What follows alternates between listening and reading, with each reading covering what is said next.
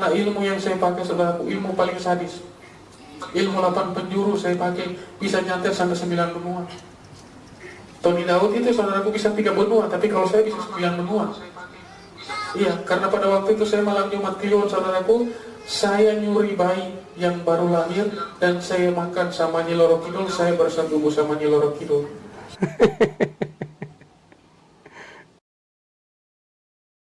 Bismillahirrahmanirrahim. Ud'u ila sabili rabbika bil hikmati wal maw'izatil hasanah wajadilhum billati hiya ahsan inna rabbaka huwa a'lamu biman dhalla 'an sabilihi wa huwa a'lamu bil muhtadin. Assalamualaikum warahmatullahi wabarakatuh. Alhamdulillahi rabbil alamin. Wabihi nasta'inuhu ala umurid dunya waddin. Wassalatu wassalamu ala ashrafil mursalin Sayyidina Muhammadin wa ala alihi wa ashabihi ajmain, amma ba'd.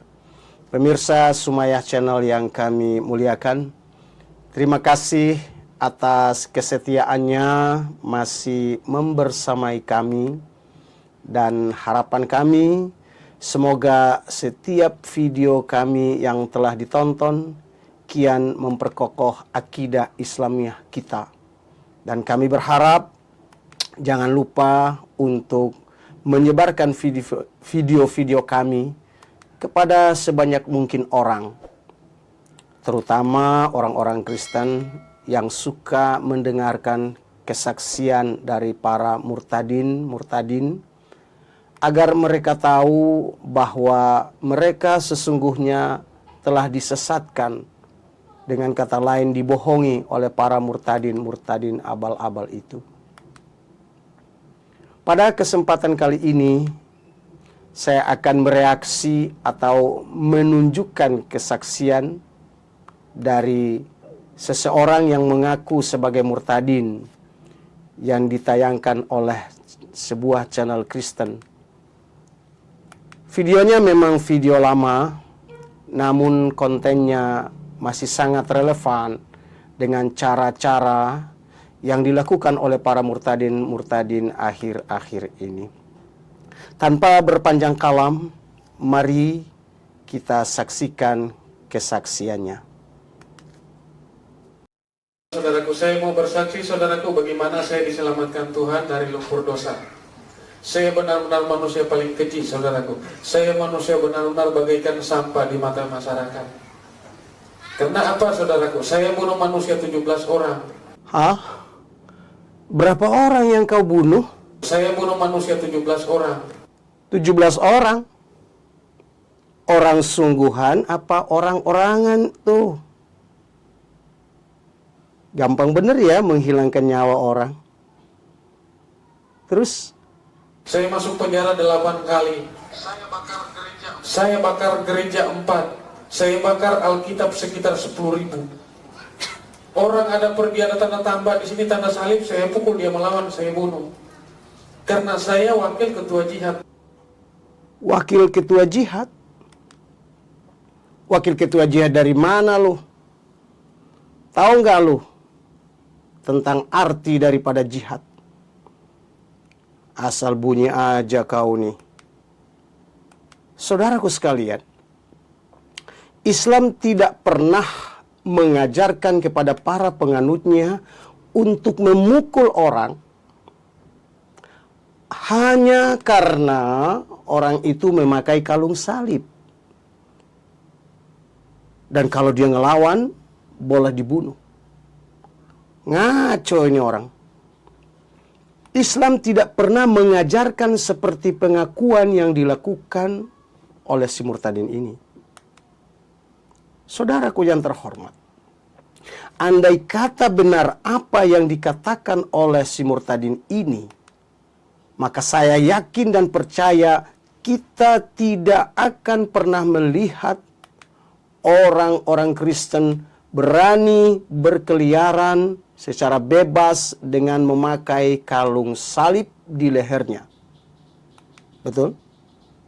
Faktanya tidak demikian kan? Banyak orang-orang Kristen yang bebas memamerkan kalung-kalung salib di leher-leher mereka. Bahkan banyak teman-teman saya dari Ambon, dari Papua, dari Timur Timur yang memamerkan tato-tato yang bergambar Yesus dan salib di tangan dan dada-dada mereka dengan bebas tanpa diusik, apalagi dikejar-kejar oleh kami umat Islam. Karena kami orang Islam menganggap itu pemandangan yang biasa-biasa saja, bro. Iman kami tak akan pernah goyah hanya karena melihat kalung salib dan gambar Yesus. Hei Bung, kau bilang kau bakar gereja 4 buah. Gereja apa kardus tuh? Katamu pula kau bakar Alkitab 10.000 buah. Emangnya 10.000 buah Alkitab itu sedikit? 1 kontainer, bro. Dari mana kau dapat Alkitab sebanyak itu? Pembohong kau. Penipu kau. Islam tidak pernah mengajarkan kepada penganutnya untuk membakar kitab suci agama orang lain. Terutama kitab suci agama-agama samawi, seperti kitab sucinya orang Yahudi dan Nasrani. Meskipun tidak sedikit umat Nasrani yang sering membakar Al-Quran kami, merobek-robek Al-Quran kami, bahkan menginjak-injak Al-Quran kami. Namun kami umat Islam tidak pernah melakukan hal yang sama seperti yang dilakukan oleh beberapa orang Kristen. Karena kami sangat menghormati dan menghargai kitab sucinya Nabi Musa alaihissalam dan Nabi Isa alaihissalam, yaitu kitab Taurat dan Injil. Oke? Lanjut. Bapak saya namanya Kiai Haji Karaeng Samsudin. Bapak saya asli Makassar, punya yayasan pesantren Hidayatullah di Makassar Goa 1 di Sulawesi Tengah, Palu. Dan bapak saya sudah 6 kali naik haji, mama juga sudah haji umroh. Istilah katanya haji mabruk. Haji apa? Haji mabruk. Haji mabruk? Bego lu. Nggak ada istilah haji mabruk loh, on. Yang ada adalah haji mabrur atau haji mardud. Asal bunyi kau. Saudaraku kaum muslimin yang ada di Makassar, perhatikan wajah orang ini. Benarkah dia orang Makassar? Benarkah bapak dan ibunya adalah pemilik pondok pesantren Hidayatullah yang ada di Makassar dan di Palu? Benarkah dia adalah putra dari Kiai Haji Karaeng Samsudin? Saudara, kalau melihat tampangnya sih saya nggak yakin kalau dia adalah orang Makassar. Apalagi putra dari seorang kiai. Penampilannya saja tak meyakinkan kalau dia anak seorang kiai. Ngaku doang orang Makassar. Benar kan? Buktinya, dia mengatakan bahwa bapaknya seorang Karaeng. Nggak ada itu istilah Karaeng untuk orang Makassar. Yang ada itu Daeng, bukan Karaeng, blow on. Ya, lanjut. Tetapi di balik dari situ tidak ada keselamatan. Karena Tuhan mengatakan, akulah jalan dan keselamatan dan hidup. Tidak ada seorang pun yang sampai kepada Bapa kalau tidak melalui Yesus Kristus. Haleluya. Prat. Inilah kata-kata pengharapan palsu yang selalu dan selalu dibisikkan oleh para murtadin, abal-abal, murtadin palsu. Termasuk para pendeta kepada jemaat-jemaat gereja. Saya bukan tak tahu apa yang dikatakan oleh orang ini. Saya tahu kata-kata itu dikutip dari Injil Yohanes pasal 14 ayat 6 yang berbunyi, Kata Yesus kepadanya, "Akulah jalan dan kebenaran dan hidup. Tidak ada seorang pun yang datang kepada Bapa kalau tidak melalui aku." Tidak melalui Yesus. Bahkan saudaraku sekalian, dalil ini diperkuat oleh pernyataan Lukas dalam Kisah Para Rasul pasal 4 ayat 12 yang berbunyi, "Dan keselamatan tidak ada di dalam siapapun kecuali di dalam Dia." Maksudnya di dalam Yesus.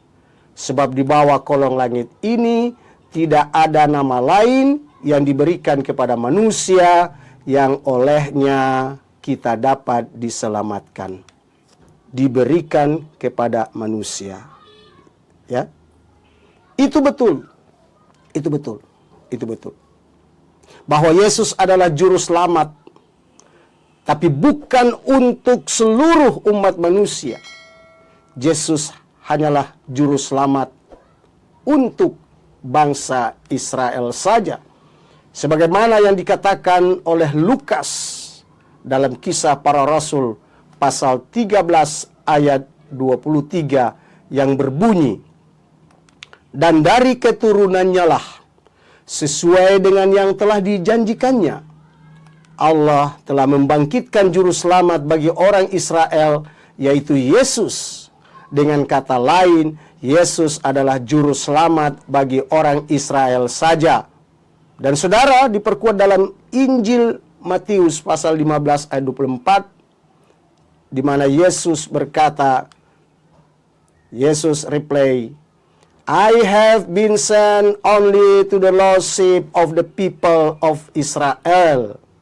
Jawab Yesus kepadanya, "Aku diutus hanya untuk menyelamatkan domba-domba yang hilang dari umat Israel." Artinya, Yesus diutus untuk menyelamatkan orang-orang Israel yang telah berpaling dari ajaran Nabi Musa.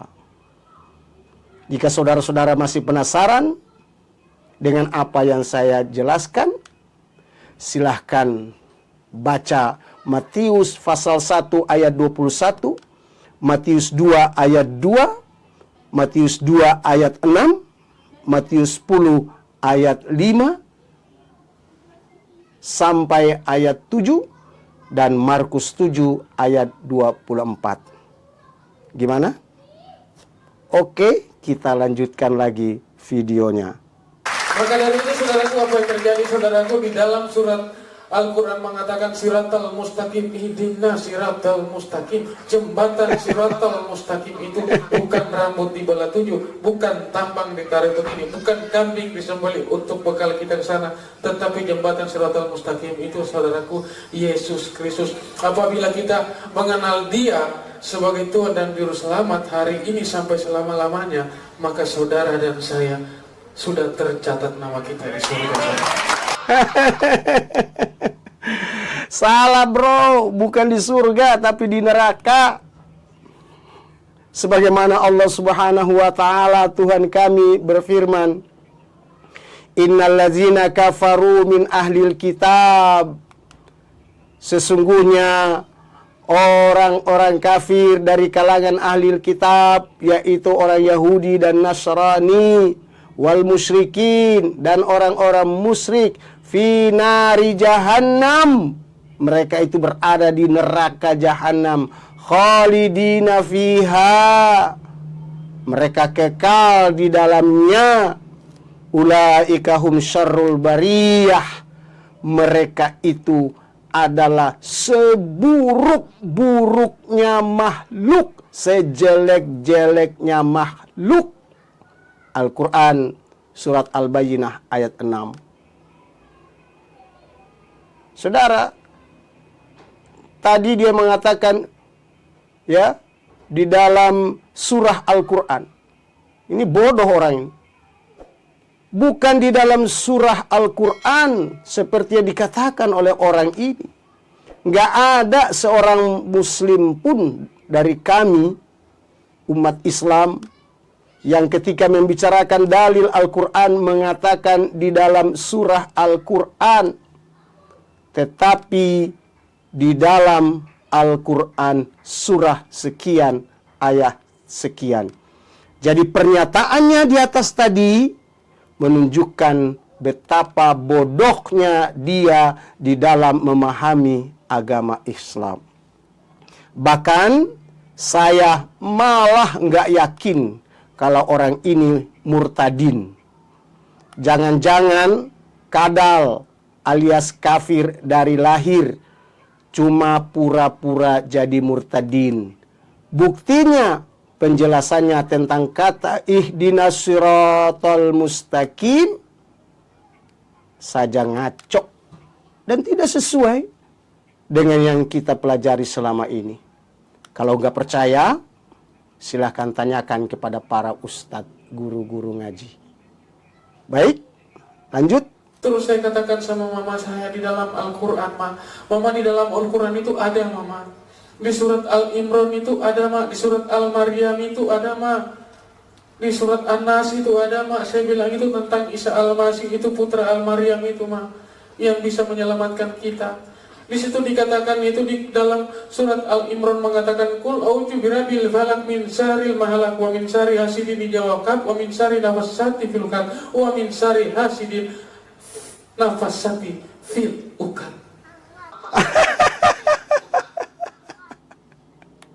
Nah lo, ketahuan kan sekarang orang ini bukan murtadin tapi kidal Kristen dari lahir.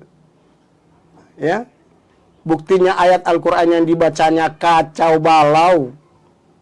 Dia menyebutkan surat Al-Imran, tetapi yang dibacanya adalah ayat-ayat yang terdapat dalam surat Al-Falaq.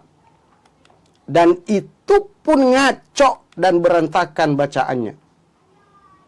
Kalau nggak percaya, coba bandingkan dengan bacaan anak ini, bocah ini. Kemudian bandingkan dengan bacaan daripada si murtadin yang mengaku sebagai anak kiai. Bismillahirrahmanirrahim. Qul a'udzu birabbil falaq min syarri ma khalaq wa min syarri ghasiqin idza waqab. Wa min syarrin naffatsati fil 'uqad wa min syarri hasidin idza hasad. Bagaimana? Terbukti kan? Oke, lanjut.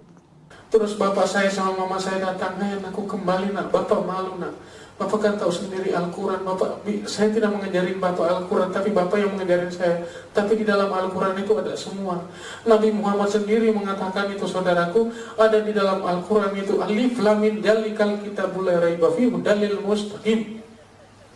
Demi Allah, demi Rasulullah. Itu Nabi Muhammad mengatakan, demi Allah, demi Rasulullah, maka akan datang seseorang, yaitu putra Al-Maryam, menghakimi dunia ini dan akhirat. Yang menghakimi dunia dan akhirat itu putra Al-Maryam, bukan siapa-siapa, saudaraku. Bukan siapa, bukan ilah-ilah lain.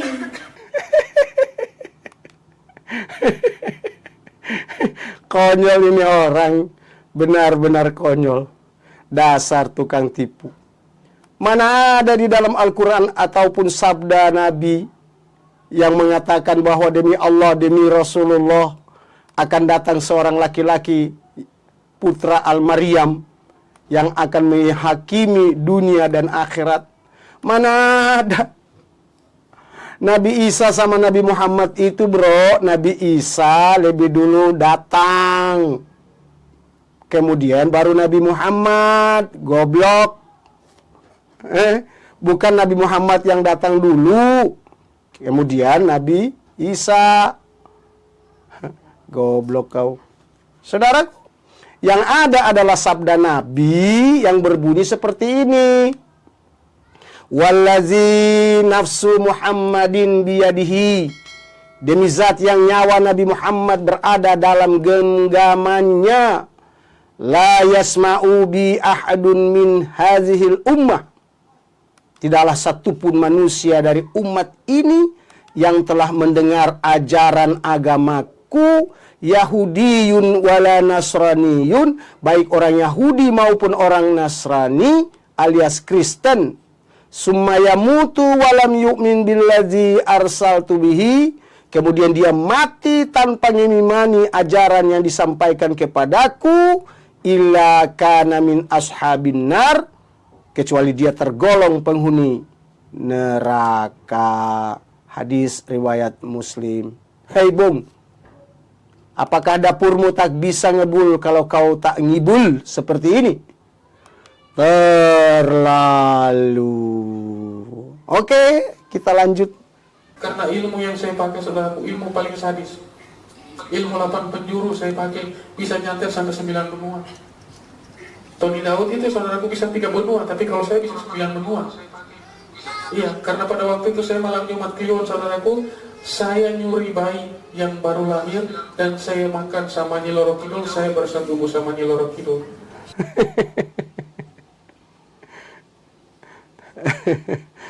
Buju Buneng, beginilah tipu-tipu yang sering dilakukan oleh para murtadin dalam memberikan kesaksian iman kepada jemaat-jemaat gereja. Dan anehnya lagi, orang-orang Kristen suka percaya dengan dongeng-dongeng seperti ini.